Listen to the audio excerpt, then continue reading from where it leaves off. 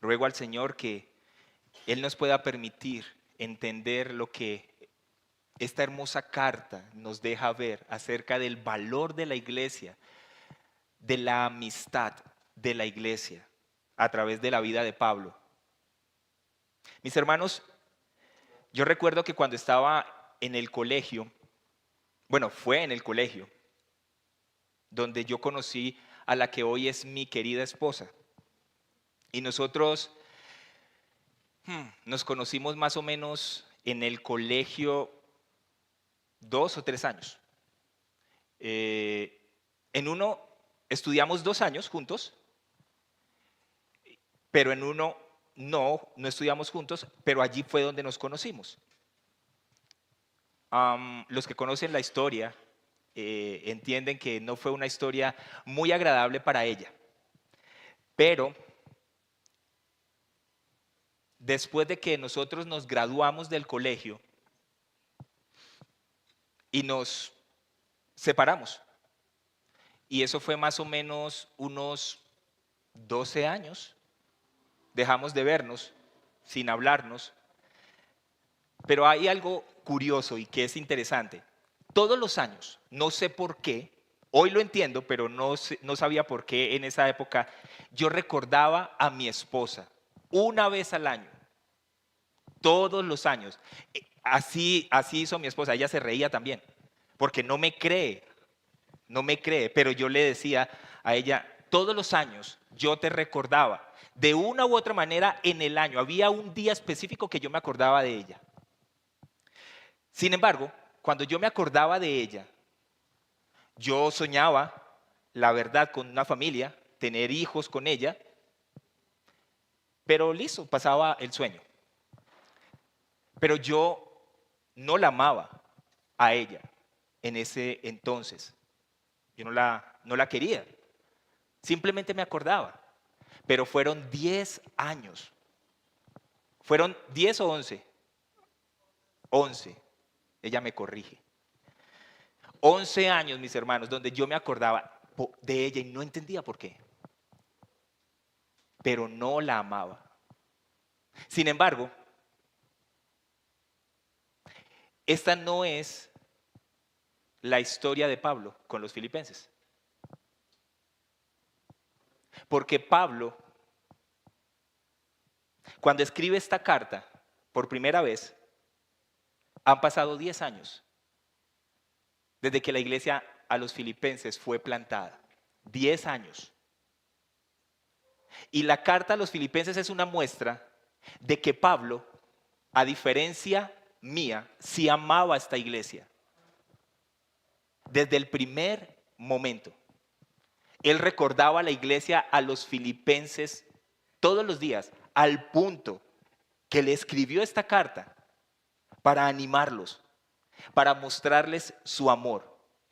Filipenses, mis hermanos, es una carta de entrañable amistad, entrañable. A diferencia de lo que es la carta a los Corintios, de primera y segunda a los Corintios que nosotros terminamos. Porque en la carta a los Corintios, Pablo no le habla de la misma manera que le habla a los filipenses. En esta carta a los filipenses, Pablo, la mayor parte de la enseñanza que va a dar es exhortativa. Lo interesante aquí es que Pablo no apela a su autoridad como lo hace con los corintios. Aquí Pablo apela a su comunión con Cristo. Y eso es hermoso. Eso es muy interesante. Por eso yo quiero que leamos, mis hermanos, los versos 7 al 11 nuevamente. Pablo dice, es justo que yo sienta esto acerca de todos ustedes, porque los llevo en el corazón. Pues tanto en mis prisiones como en la defensa y confirmación del Evangelio, todos ustedes son participantes conmigo de la gracia. Porque Dios me es testigo de cuánto los añoro a todos con el entrañable amor de Cristo Jesús. Y esto pido en oración, que el amor de ustedes abunde aún más y más en conocimiento verdadero y en todo discernimiento, a fin de que escojan lo mejor para que sean puros e irreprensibles para el día de Cristo, llenos del fruto de justicia que es por medio de Jesucristo, para la gloria y alabanza de Dios. Esto todavía es la introducción de lo que Enrique la semana pasada nos enseñó, de los versos 1 al 6. Sigue siendo la introducción de ese hermoso saludo de Pablo a esta iglesia.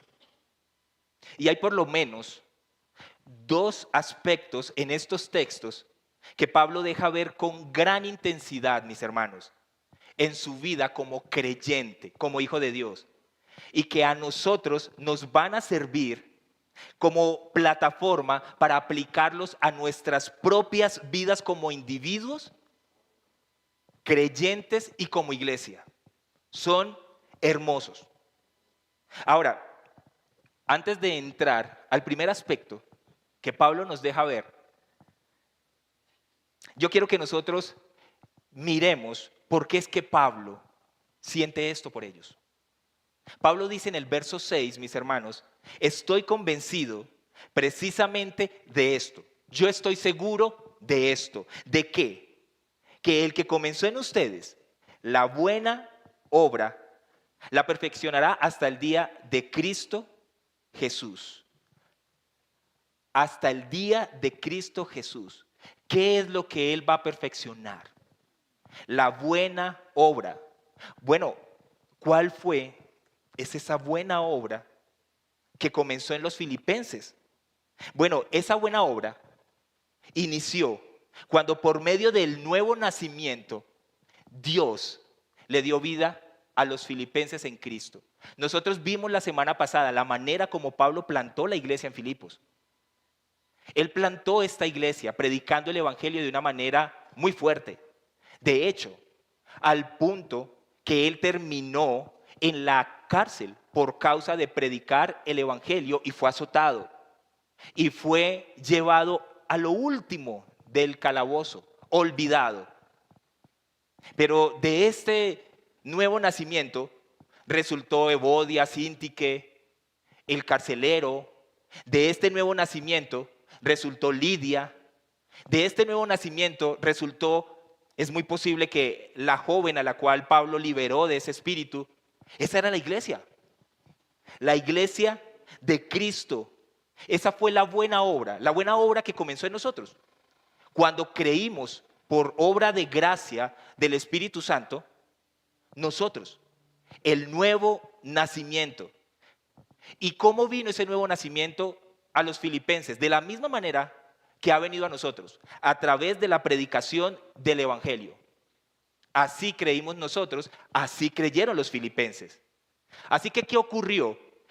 Dios abrió el corazón de Lidia, de muchos hermanos, y ellos creyeron el Evangelio. Pablo en ese entonces los animó diciéndole, Dios va a terminar la obra que inició con ustedes. Dios la va a terminar, Dios la va a perfeccionar. ¿Hasta cuándo? Hasta el final. ¿Y cómo la va a terminar Dios? ¿Cómo la va a perfeccionar? Bueno, por medio de su Espíritu Santo. Es que Dios aplicó el nuevo nacimiento en estos creyentes.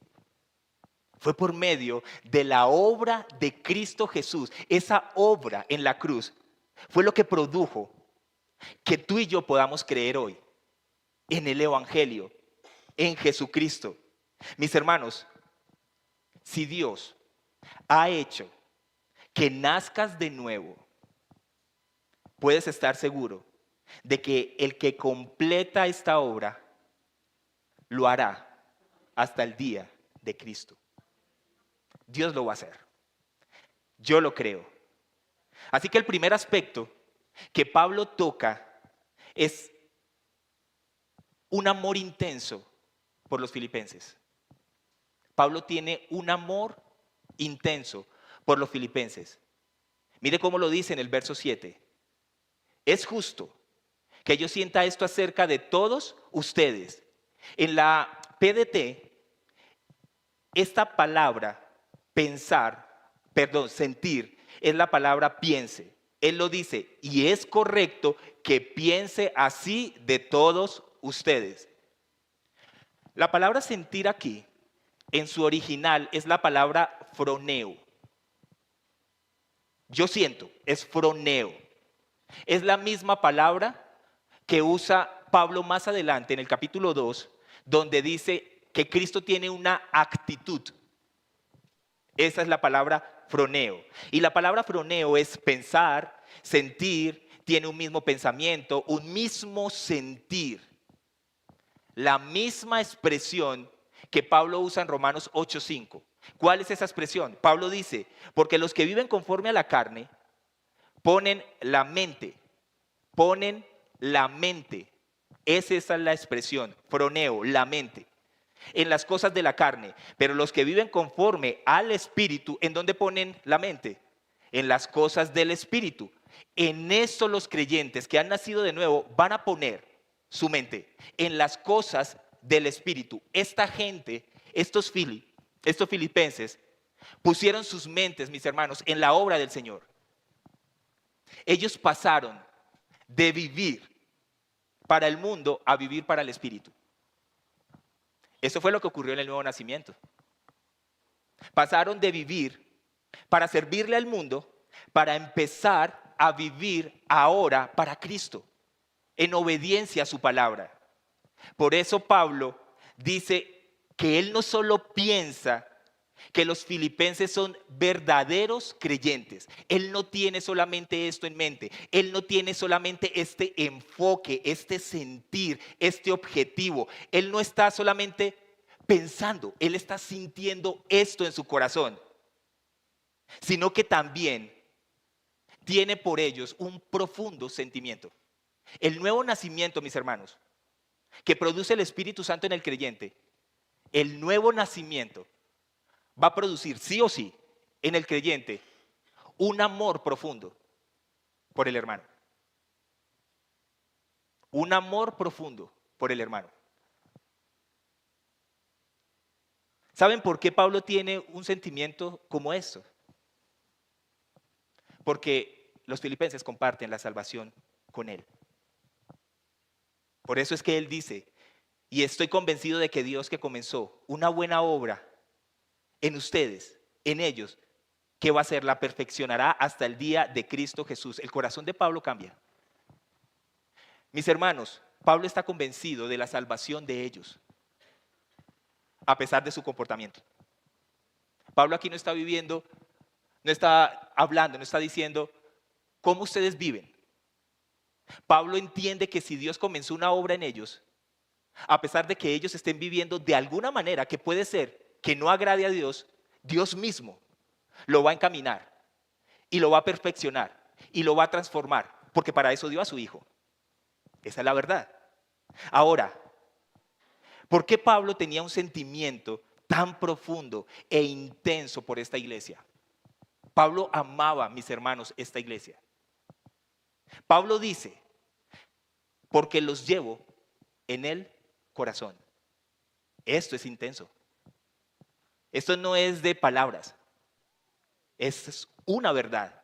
Los llevo en el corazón. En el original, esta expresión de los llevo en el corazón es los lleva puestos. Como si yo me hubiera puesto esta camisa y esta camisa son los filipenses. Y entonces yo camino todos los días con los filipenses, pero me lo pongo en mi corazón y no me quito esta camisa. Pero llego a mi casa y me coloco otra camisa. Me coloco la camisa de la iglesia a los Colosas y me la pongo encima, pero no me quito esta.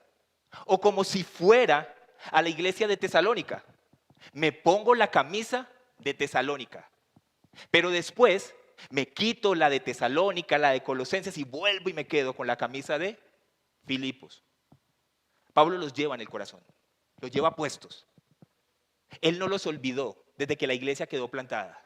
En su corazón, el evangelio marcó tanto el corazón de Pablo que la vida de los que creían como Pablo también marcaron la suya. De la misma manera, eso es el evangelio. Eso es una vida digna del Evangelio, mis hermanos. En eso se demuestra el amor que nosotros tenemos por Dios. Si tú dices amar a Dios, ama a tu hermano. Así que Pablo los lleva a todos en su corazón, mis hermanos, porque el día que nacieron, el Espíritu Santo provocó entre ellos un vínculo inquebrantable, una unidad perfecta, a tal punto que estos hermanos tuvieron un afecto genuino entre ellos. Realmente esta iglesia se amaba. Esta iglesia amaba a Dios y amaba a Pablo.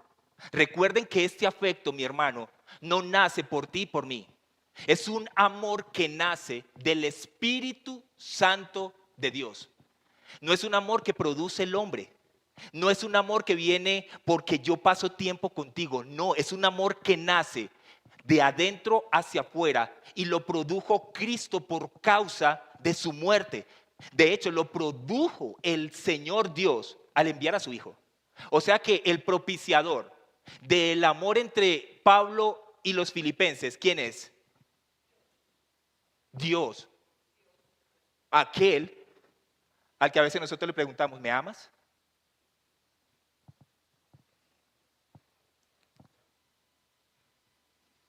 Por eso es que Pablo dice que este fuerte vínculo entre ellos, este no es un vínculo cualquiera, es un vínculo con un deseo y un amor intenso, un amor de entrañas, es un amor verdadero.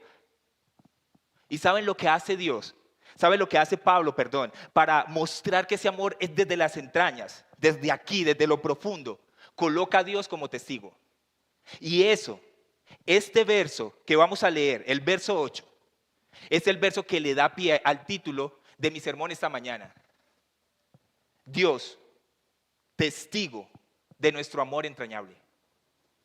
Porque Dios es testigo, mi hermano, y Él sabe si tú amas o no a tu hermano. No con palabras, desde aquí, desde las entrañas. Cuando habla Pablo, desde las entrañas, quiere decir que te mueve. Es como ese amor que tú sientes por tu hijo, que te mueve todos los intestinos, todo lo que tienes aquí adentro. Ese es el amor. Ese es el amor que Pablo tiene por esta iglesia. Y eso es impresionante, mis hermanos. Esto no es una simple amistad. Mire lo que dice el texto en el verso 8. Porque Dios me es testigo de cuánto los añoro, los deseo a todos con el entrañable amor de Cristo Jesús. No es una simple amistad, es más profundo que eso. Es una unión. Es tan radical esta unión entre dos, entre Filipenses y Pablo. Es una unión que ahora pasa a ser a tres. ¿Por qué motivo? Porque Pablo, los filipenses y Cristo, la causa, es el que los une. Cristo mismo, mis hermanos, es el centro de todo. Pero Pablo y los filipenses se aman porque Pablo y los filipenses aman a Cristo. Así que lo que Pablo está haciendo en este verso es hablar de una manera metafórica. Y lo que quiere hacer es dejarnos claro a nosotros y a los filipenses la profundidad de los sentimientos que hay entre ellos. Y esto es un afecto ferviente, mis hermanos. Así que este afecto ferviente por otros también debe caracterizar nuestras vidas. Eso es lo que debe caracterizar las vidas de todo creyente. Debemos hacer más que simplemente soportar a otros creyentes. Debemos interesarnos por ellos con amor. James Montgomery, hablando de este texto, un teólogo dice, no basta con tolerar a otros cristianos, debes disfrutar su compañía, debes aprender de ellos. Es más, esta comunión debe expandirse constantemente para incluir a otros cristianos, incluso a aquellos que no has conocido y con quienes estás unido por siempre en el Señor. Esto es el Evangelio, mi hermano. No es simplemente colocar nuestra fe en Cristo y en la cruz. Esto es mucho más allá que esto. Por eso es que Pablo dice, mis hermanos, que si nosotros decimos que amamos a Dios, pero nos comportamos como si no amáramos al hermano, ¿sabes cómo es tu amor? Como un címbalo que retiñe. Solo suenas. Porque el amor entrañable no es un amor de palabras, es un amor práctico, de vida, donde tú te das de la misma manera que Cristo se dio por nosotros. Eso es el Evangelio. Eso es una vida digna, digna del Evangelio. Y ¿sabes qué? Dios es testigo, tuyo y mío, de si estamos llevando esa vida. Por eso es que Pablo dice en 1 Corintios 13:1, si yo hablara en lenguas humanas y angélicas, pero no tengo amor, he llegado a ser como metal que resuena o címbalo que retiñe. Puedes tener, mi hermano, muy buena doctrina, pero si no tienes amor, no somos nada. Porque el amor que Dios produce por medio de Cristo no es un amor superficial, es un amor entrañable, es un amor que nace por el Evangelio. ¿Qué es entonces, mis hermanos? ¿Qué es lo que une a los filipenses con Pablo? ¿Qué es lo que produce esa unidad tan fuerte entre ellos? Su participación en el Evangelio. Ellos trabajaron juntos en el Evangelio, los filipenses y Pablo. Dice el verso 7 en la parte B, pues tanto en mis prisiones como en la defensa y confirmación del Evangelio, todos ustedes son participantes conmigo de la gracia. Los filipenses, mis hermanos, fueron participantes con Pablo en el Evangelio desde el primer día. El verso 5 dice, porque han colaborado conmigo en dar a conocer la buena noticia acerca de Cristo desde el primer momento, desde el momento en que la escucharon por primera vez hasta ahora. Los filipenses, ¿qué pasó con ellos? Ellos creyeron y ellos se convirtieron verdaderamente. Hubo una verdadera conversión. Se convirtieron a Cristo. Sin embargo, esta conversión no se quedó en palabras. Esta conversión, mis hermanos, no quedó allí. Su unidad con Cristo fue el resultado de su amor entrañable por Pablo. Ellos se convirtieron, mis hermanos, en actores activos dentro del Evangelio. Ellos no dijeron creer. Ellos mostraron que creyeron, amando a Pablo.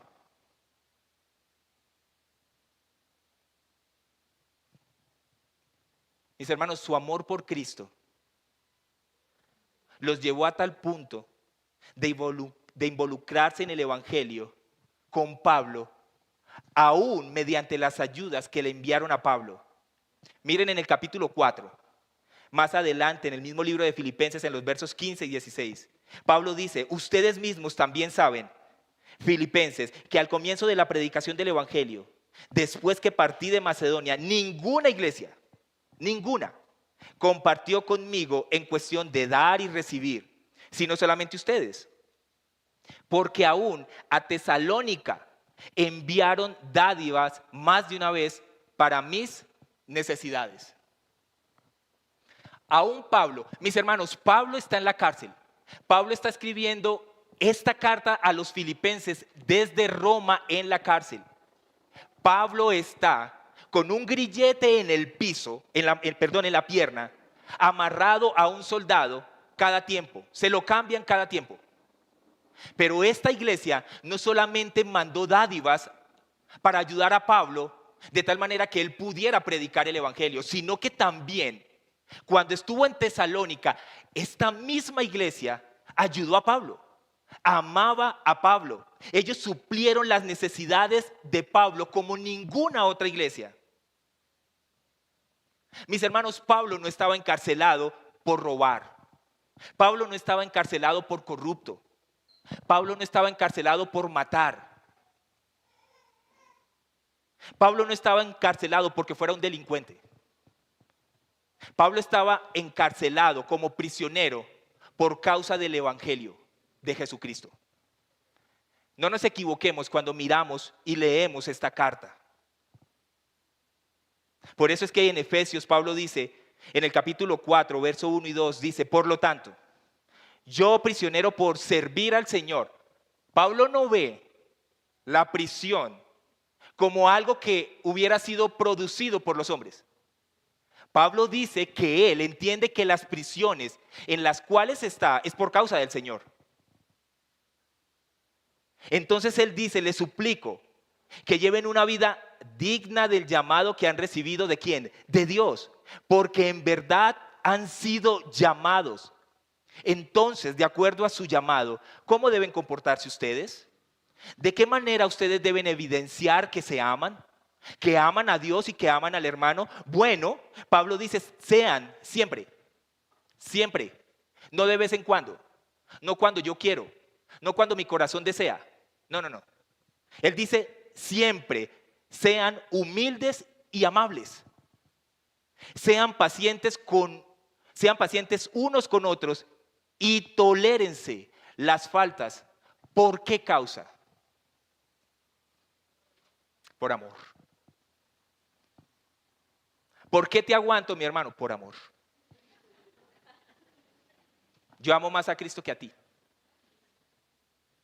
Entonces, voy a amarlo más para tolerarte más, porque tú no eres mejor que yo. Por amor. Mis hermanos, Pablo discipuló bien esta iglesia. ¿Ven la necesidad de un discipulado? No el discipulado 1, 2, 3 y 4. No. Que tu hermano te lastime con su pecado. Ahí te vas a dar cuenta qué tanto eres seguidor de Cristo. Pablo se encargó de discipular muy bien esta iglesia de Filipos, porque esa misma iglesia participó en el evangelio junto con Pablo, no solamente con dádivas, con regalos, sino también con sufrimiento mutuo por el evangelio. De hecho, ellos son iglesia porque son discípulos. Y son discípulos porque reflejan a aquel que los llamó, incluso si sufren persecución. Son discípulos. Ese es el evangelio, mi hermano. El sufrimiento produce que tú y yo seamos discipulados. Mira lo que dice en el versículo 29 del mismo capítulo de Filipenses, al verso 30, y en el capítulo 2, verso 17. No se dejen intimidar por sus enemigos de ninguna manera. Eso les será por señal a ellos de que serán destruidos, mientras que ustedes serán salvos, aún por Dios mismo. Pues a ustedes se les dio no solo el privilegio de confiar en Cristo, sino también el privilegio de sufrir por Él. Estamos juntos en esta lucha. Ustedes han visto mi lucha en el pasado y saben que aún no ha terminado. Sin embargo, en el capítulo 2, en el verso 17, la Nueva Traducción Viviente nos deja entender un poquito más, o es un poco más claro. Él dice, sin embargo, me alegré, aun si tengo que perder la vida, derramándola como ofrenda líquida a Dios, aun si por el evangelio yo tengo que morir. Así como el fiel servicio de ustedes también es una ofrenda a Dios, y quiero que todos ustedes participen de esta alegría, todos. No solamente en las ayudas que me dan, no solamente en el sostenimiento. Pablo no podía trabajar. Pablo estaba encarcelado. Entonces, ¿cómo hacía él para poder predicar el evangelio? Para poder subsistir, para poder comer. Bueno, la iglesia lo sostuvo para que pudiera hacer la obra del evangelio. Y de esta manera, los filipenses ayudaron a Pablo a evangelizar a esos romanos. Al punto que él, estando encarcelado, el evangelio corrió tanto que la misma casa del César, el imperio intocable, el imperio que nadie podía entrar, el evangelio sí. Los soldados tenían que aguantarse a Pablo escuchando el evangelio. Y de hecho se dice que es muy posible que una iglesia en medio de la casa del César se haya formado. Mi hermano, ese es el evangelio que te alcanzó a ti y a mí. Y tú y yo éramos igual de duros a los romanos y gentiles de esa época. Amados, eso es una vida digna del evangelio. El sufrimiento por causa del evangelio no es en vano en el Señor. ¿Sabes por qué? Porque la persecución a los creyentes es una señal de destrucción para aquellos que los persiguen. Pero es una señal para el creyente de salvación para ti y para mí. Es una señal de que el evangelio es proclamado. Es una señal de que las vidas están siendo transformadas.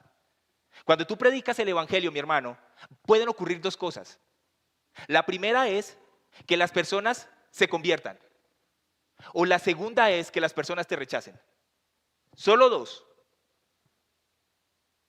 Si ocurre la segunda, mi hermano, ahí puede ocurrir que tú seas vituperado, maltratado, como muchas veces nosotros escuchamos que ocurrieron con misioneros.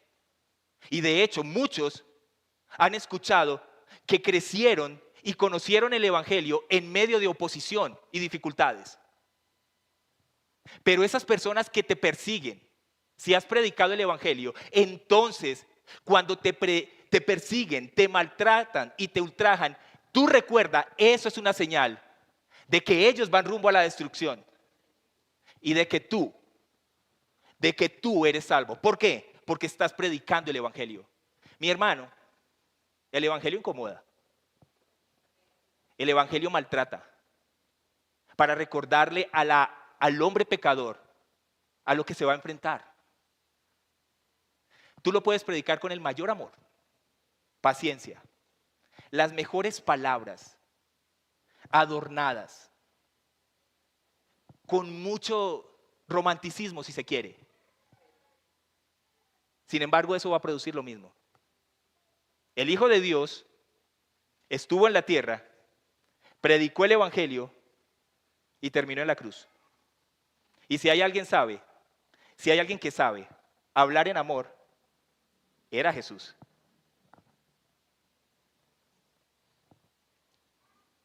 Es por ese motivo que Pablo ora de una manera intensa por esta iglesia. Pablo está orando, pidiendo y clamando. Pablo no solo quiere que la iglesia de los filipenses persista en el evangelio, sino que crezcan espiritualmente. El deseo entrañable de Pablo, su deseo es que ellos sean más como Cristo. Pablo no quiere otra cosa. Así que él oraba con un amor intenso por ellos. Y este es mi segundo encabezado. Pablo oraba con un amor intenso desde aquí, mis hermanos, desde sus entrañas. Y Pablo dice en el verso 9 al 11, y esto pido en oración, que el amor de ustedes abunde aún más y más en conocimiento verdadero y en todo discernimiento, a fin de que escojan lo mejor para que sean puros e irreprensibles para el día de Cristo, llenos del fruto de justicia que es por medio de Jesucristo, para la gloria y alabanza de Dios.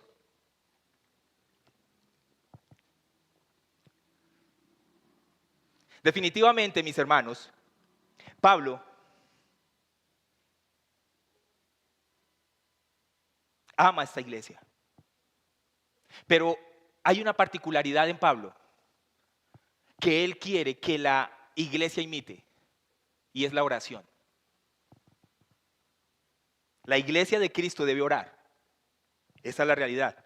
Mira, mi hermano, tú debes orar por todas las cosas. Tú debes orar por los que están en el gobierno. Tú debes orar por aquellas situaciones que tú no puedes controlar. Tú debes orar porque las naciones puedan tener un tiempo de refrigerio en medio de esta guerra. Tú debes orar para que los gobernantes de estas naciones, en la misericordia de Dios, vuelvan por su misericordia a Cristo si Él se los permite. Tú debes orar por todas esas cosas. Pero debemos clamar y pedir especialmente por nuestros hermanos. Por esos que tienes al lado. Nuestras oraciones deben estar llenas de amor. Mi hermano, y el amor del cual habla Pablo aquí es el amor ágape. No es el amor del hombre. Es el amor en Dios, producido por Dios. El amor que produjo Cristo en la cruz del Calvario. ¿Sabes cómo se ve? Mira, acompáñame, ese texto no está aquí, pero Primera de Juan capítulo 4 nos va a dejar ver a nosotros el amor intenso por el cual tú estás aquí. Voy a mostrarte por qué tú estás aquí. Primera de Juan capítulo 4 verso 9. En esto se manifestó el amor de Dios en nosotros. ¿En qué? En que Dios ha enviado a su Hijo unigénito al mundo. ¿Para qué? Para que vivamos por medio de Él. Estábamos muertos.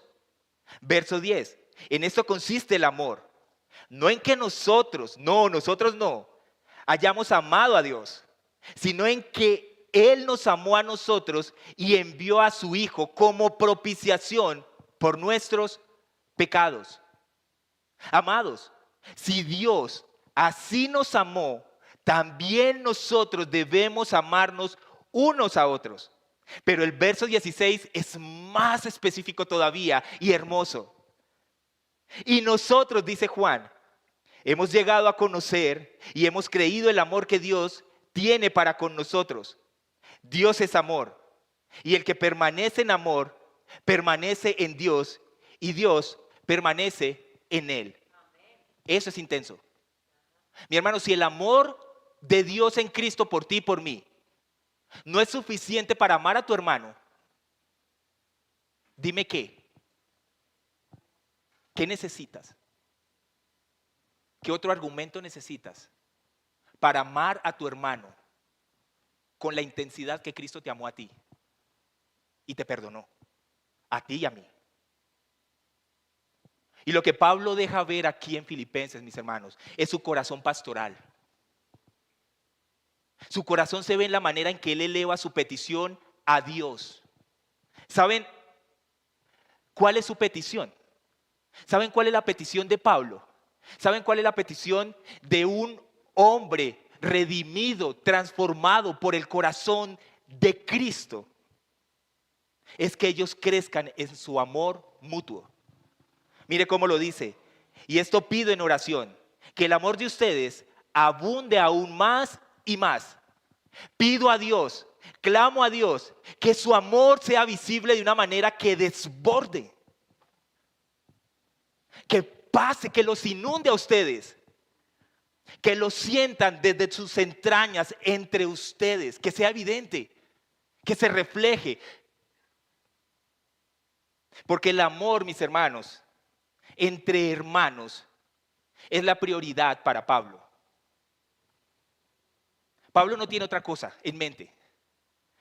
Pablo tiene en mente, mira, si tú dices que amas a Cristo, ok, y que amas a Dios, ok, ¿cuál es tu prioridad? Amar al hermano. Es decir, negarte. Y mire cómo tenía Pablo esta prioridad en mente. En Efesios 1:15 dice, por esta razón también yo, habiendo oído de la fe en el Señor Jesús que hay entre ustedes y de su amor por todos los santos. Ahí está la idea. En Colosenses 1:4, pues hemos oído de su fe en Cristo Jesús y del amor que tienen por todos los santos. Otra vez la idea en Efesios y en Colosenses. Vámonos a otro libro, Primera de Tesalonicenses, capítulo 1, verso 3. Teniendo presente sin cesar delante de nuestro Dios y Padre su obra de fe, su trabajo. ¿Su trabajo de qué? De amor. De amor. Mis hermanos, los filipenses amaban a Dios. Los filipenses mostraron amor hacia Dios, amándose entre ellos y amando a Pablo. Pero Pablo dice, señores, este amor no es suficiente. Necesitamos más amor. Necesitamos más amor por Dios para amar a hombres dentro de la iglesia que no piensan como tú. Necesitamos más amor para amar a aquellos que no viven como tú. Necesitamos más amor para amar a aquellos que son pecadores como tú y que te ofenderán y te lastimarán como tú no piensas. Para eso necesitamos más amor.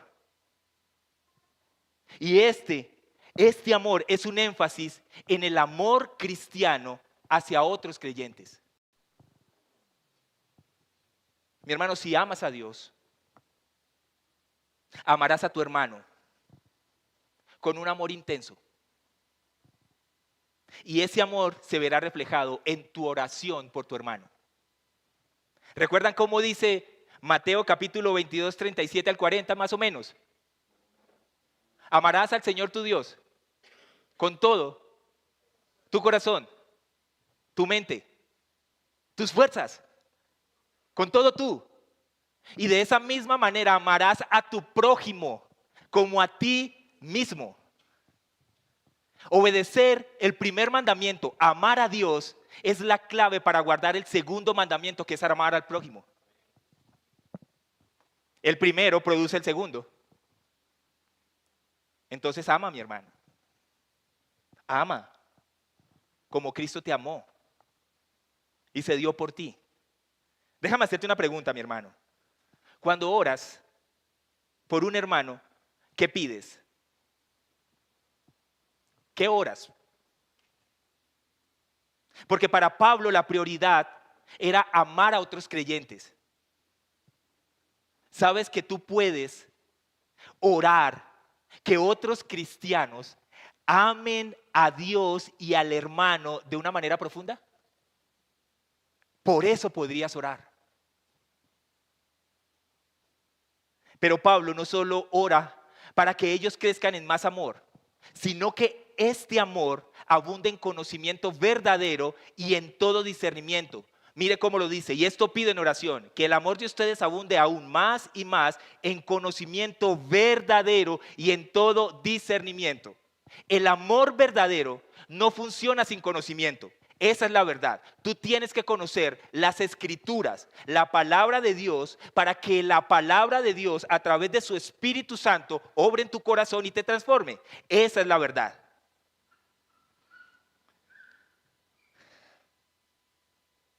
Requiere de un discernimiento correcto de las necesidades reales de las personas en sus circunstancias o situaciones.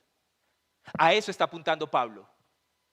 En pocas palabras, ¿cómo está tu hermano? ¿Sabes? Si dices que amas a Cristo. La palabra conocimiento es la palabra epignosis. Lo que esta palabra quiere decir en este contexto no es saber cosas intelectuales. A lo que apunta es a entender con el corazón la vida de las personas. Es percibir sus necesidades más profundas. Es saber cómo está tu hermano, en palabras castizas. De tal manera que podamos suplirlas. No solo las materiales, sino las espirituales. Pablo no ora para que sean más inteligentes, sino que sean más sabios en su cuidado mutuo. Su oración es por compasión, no por conocimiento como tal. Él está pidiendo que tengan entendimiento espiritual para que puedan amar mejor a los demás.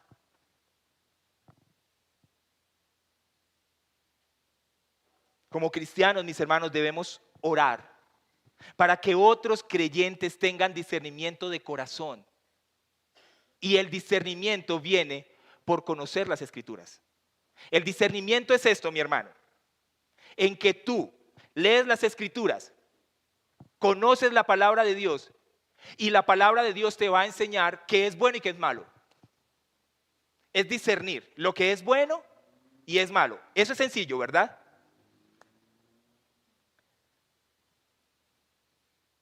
Nosotros no podemos mostrar amor a otros si no tenemos la sabiduría espiritual para entender cuáles son las verdaderas necesidades de nuestros hermanos. Porque el propósito por el cual Pablo pide es que ellos tengan un verdadero conocimiento y discernimiento. Lo que Pablo quiere es que ellos escojan, que tengan discernimiento para que puedan escoger lo mejor. En otra versión, en la Reina Valera dice aprobar, para que ellos sepan, para que todos nosotros por medio de las Escrituras sepamos qué es lo que debemos escoger para ayudar al hermano. La palabra probar se refiere a esto. Es un método para probar metales y monedas. De esta manera poder determinar si cumplían con los estándares requeridos. Eso es la palabra aprobar. Así que Pablo lo que está haciendo, mis hermanos, es orar para que la iglesia de Filipos pueda discernir lo que es mejor cuando aman a otros. Es decir, que ellos sepan cuáles son las necesidades más importantes entre los hermanos. Entre la iglesia de Cristo, mis hermanos, es difícil que el hermano sepa qué es lo que el hermano necesita. ¿Cuál es realmente la necesidad de su corazón? Por eso debemos orar. Por eso Pablo está orando por conocimiento y discernimiento. ¿Sabes por qué, mi hermano? Porque el hermano que está a tu lado necesita crecer tanto como tú. Y tú has sido puesto para crecer junto con nosotros. Pero necesitamos saber cuáles son las necesidades y definitivamente no se van a conocer si tú no sabes cómo está viviendo. Si solo te sirve la silla los domingos.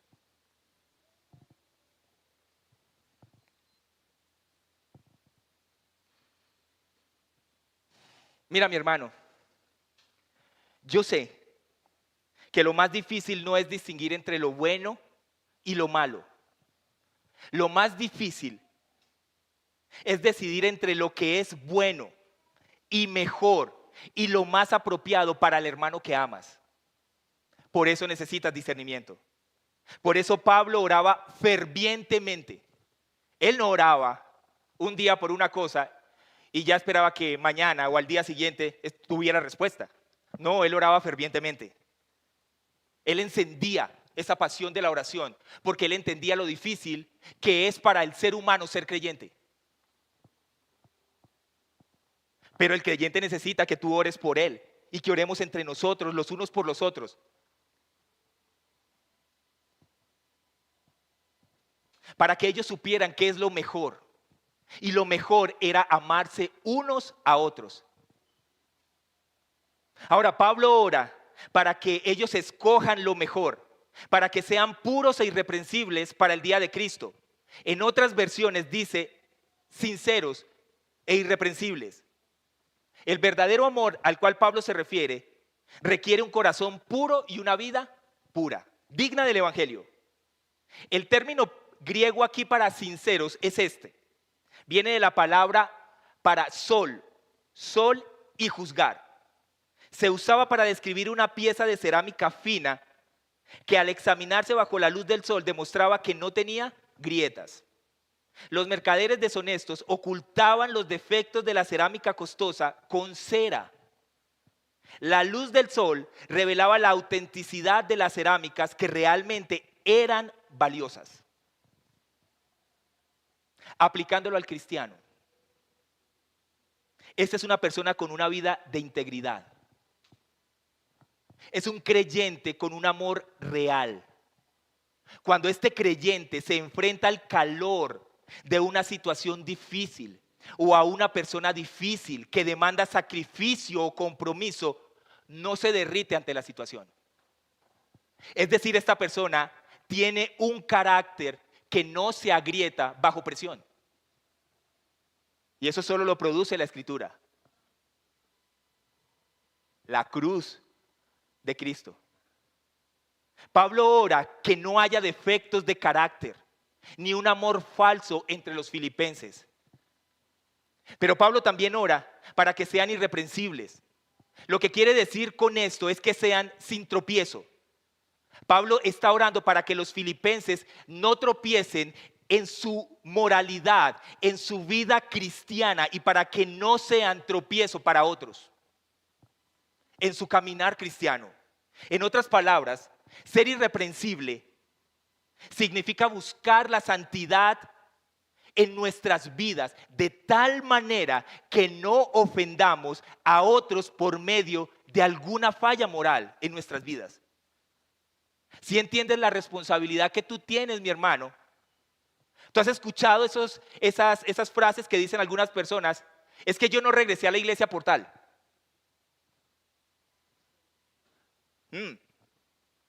O sea que tu comportamiento no debería ser la justificación delante del Señor.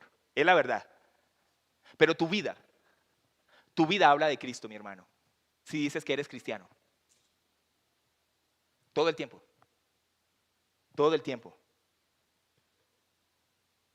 Oremos, mis hermanos, por tener una vida de integridad. Por nosotros y por otros hermanos. Que se evidencie en nuestras vidas. Eso puede ser un motivo de oración. Nuestro amor, mis hermanos, hacia otros se demuestra cuando vivimos de una manera tal que no hacemos tropezar a otros hermanos en su vida cristiana. La idea del cristianismo no es que tú hagas tropezar a otros, sino que lo edifiques a la imagen de Cristo, porque somos sus testigos. Pablo ora también para que el amor de los filipenses por los demás aumente hasta el día que Cristo vuelva. La idea aquí es que ellos perseveraran en su amor desinteresado por los demás hasta el final, si Cristo tardaba. Y como Cristo ha tardado, bueno, Él no tarda, pero nos enseña a nosotros la paciencia y a esperar. Así que mientras estemos vivos, mi hermano, nuestro llamado es tener una vida de devoción los unos por los otros, sin importar lo difícil que sea amar al otro. Porque el Espíritu Santo nos proveerá de paciencia, de amor y de perdón hacia los demás. En pocas palabras, mis hermanos, lo que Pablo dice es que cuando nuestro Señor regrese, Él quiere encontrarnos a nosotros amándonos unos a otros. Eso es lo que Él quiere. Ya suficiente, mis hermanos, hay con todas las cargas y los problemas que tenemos afuera de la iglesia, para sumarle más entre la iglesia. ¿No te carga pelear con el hermano? ¿Eso no te lastima? ¿No te duele? ¿No te duele ofender a tu hermano? ¿No te duele pensar mal del hermano en tu casa? ¿Eso no te duele? Porque Dios es testigo de cuántas veces tú dices que le amas y hablas mal de tu hermano. Piensas mal de él. Él es testigo.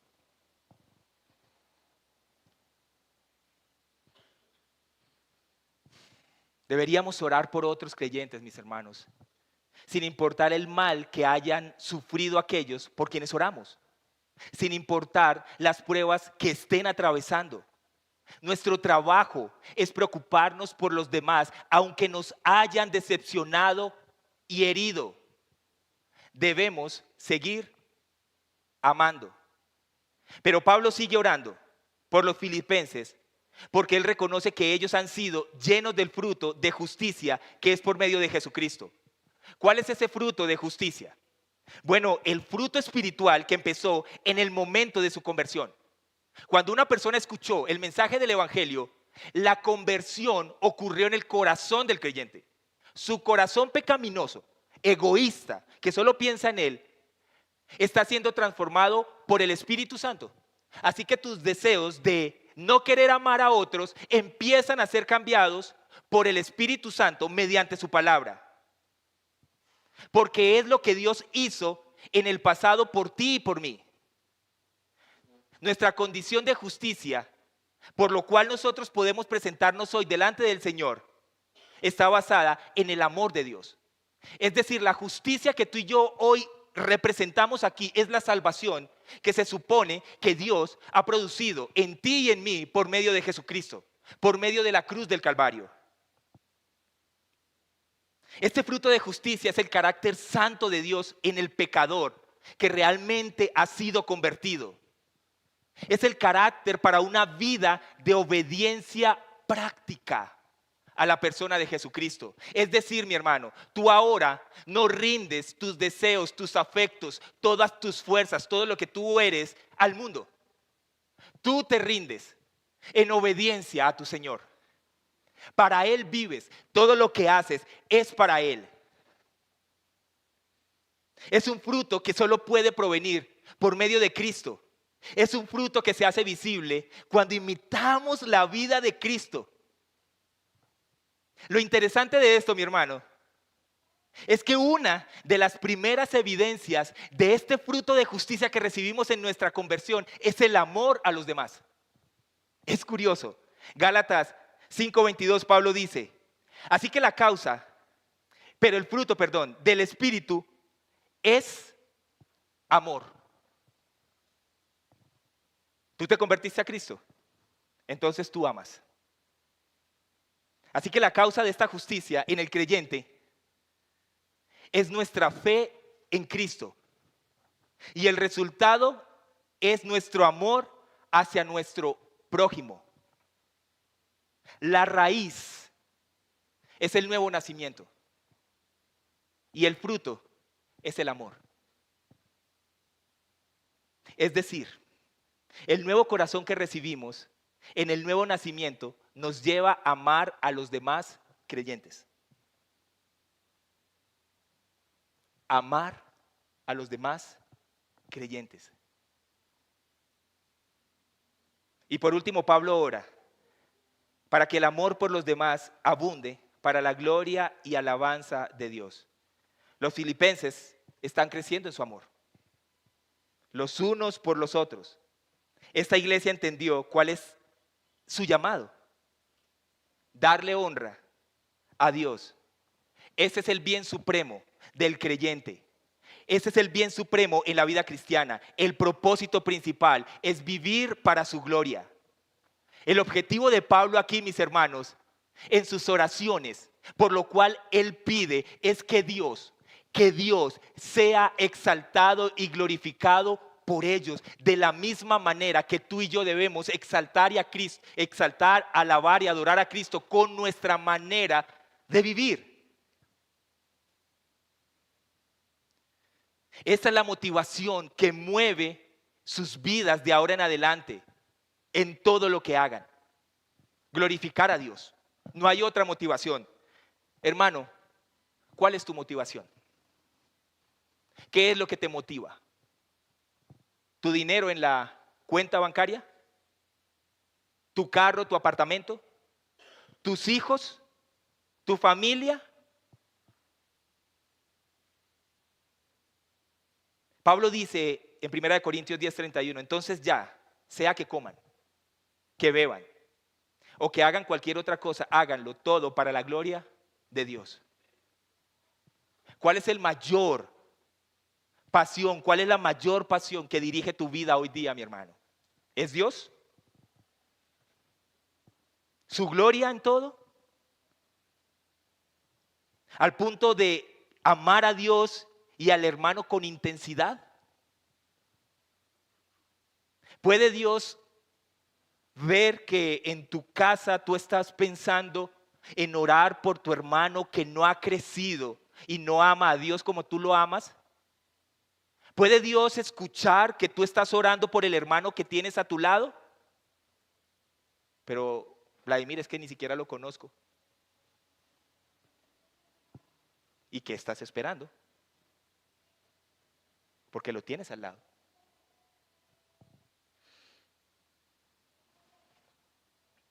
Vivir para su gloria es evidencia de que Dios es testigo de tu amor hacia Él y al hermano. El puritano Thomas Brooke escribió: el objetivo de un alma obediente al orar y alabar, al hablar y caminar, al dar y recibir, al vivir y hacer, es la gloria divina. Mis hermanos, solo Dios es digno de toda alabanza. Él no comparte su gloria con nadie.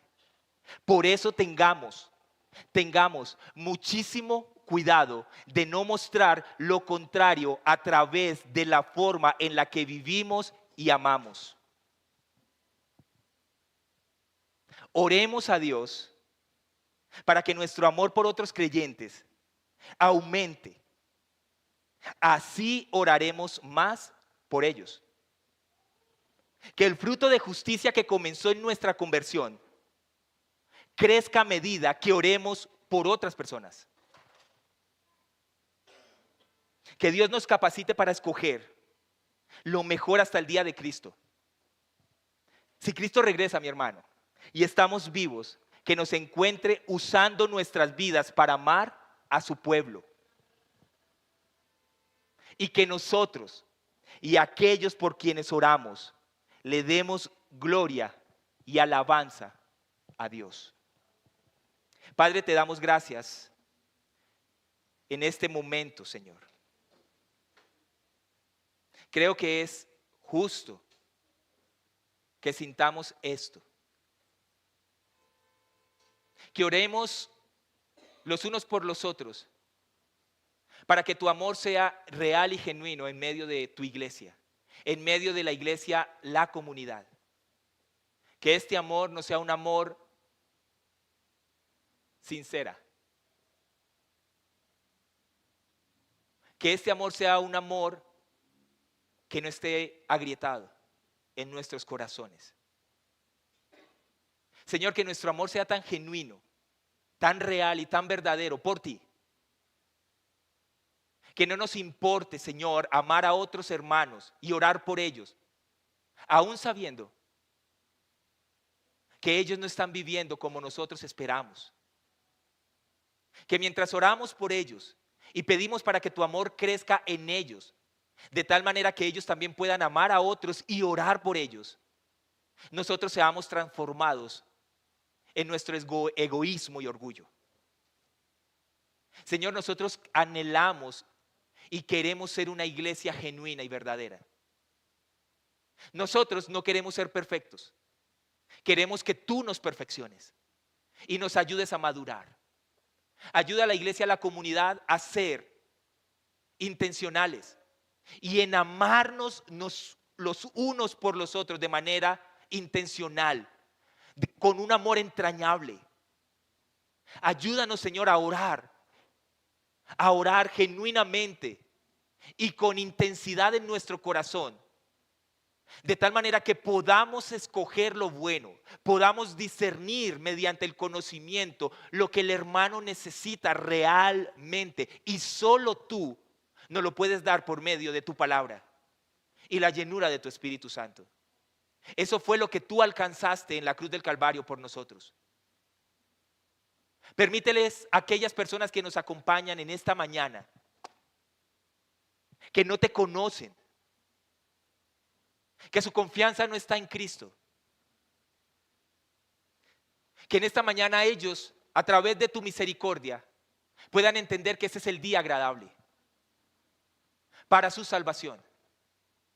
Que ellos puedan mirar a la cruz del Calvario en arrepentimiento de sus pecados y en fe en Jesucristo, para que sus corazones puedan ser convertidos genuinamente, ser discípulos genuinos, amar con intensidad a aquellos que no amaban antes porque no lo sabían, y sobre todo que puedan amar a Cristo, a Dios, con todo lo que ellos son, porque te lo pedimos en los méritos de Cristo Jesús en la cruz. Amén.